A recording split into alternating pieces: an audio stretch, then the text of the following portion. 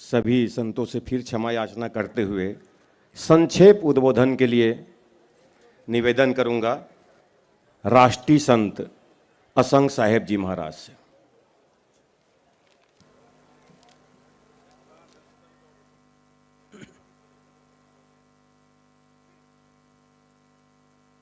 छत्तीसगढ़ की पावन धरती पर राजिम कुंभ मेला में पधारे हुए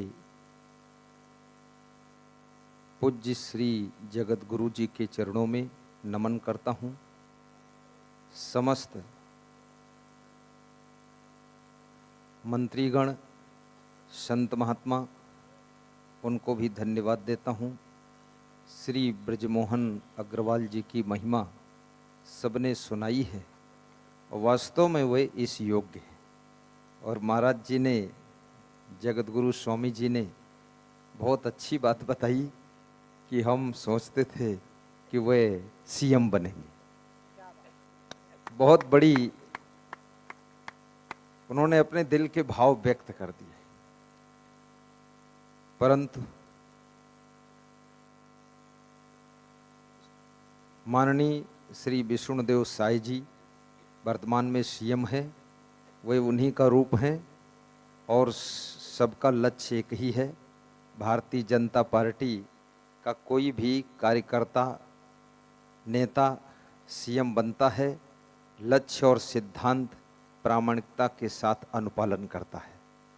और ये भारतीय जनता पार्टी वास्तव में ये संतों के सम्मान की पार्टी है, धर्म की पार्टी है, भक्ति की पार्टी है और जन जन के उत्थान की पार्टी है। इस पार्टी जैसी कोई पार्टी नहीं है।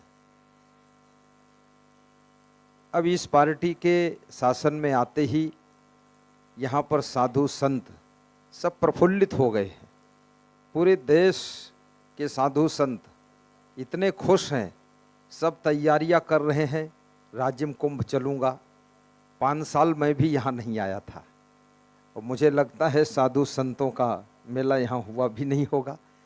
और 5 साल बाद, 5 साल तक साधु संतों ने यही माला फेरी है कि किसी तरह से शासन में भारतीय जनता पार्टी आ जाए तो कम से कम राजिम कुंभ में हम भी राजीव लोचन भगवान के दर्शन करें और वहाँ पर धर्म की ध्वजा को लहराएं। रामलला जी अयोध्या में विराजमान हो चुके हैं।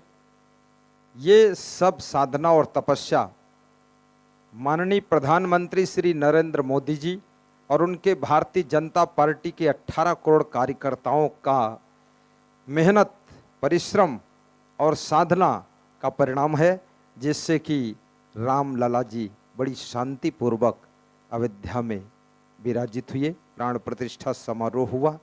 देश विदेश के सब साधु संत, बड़े बड़े नेता आमंत्रित करके बुलाए गए। सबको खुशी हुई और हिंदुओं का गर्व ऊंचा हुआ और हिंदुओं का सम्मान बढ़ा और हिंदुस्तान का नाम बढ़ा कि राम का ये देश है। और राम का मंदिर बनने में बाधा पड़ रही थी, उस बाधा को मिटाने का काम यदि कोई किया है तो भारतीय जनता पार्टी ने किया है।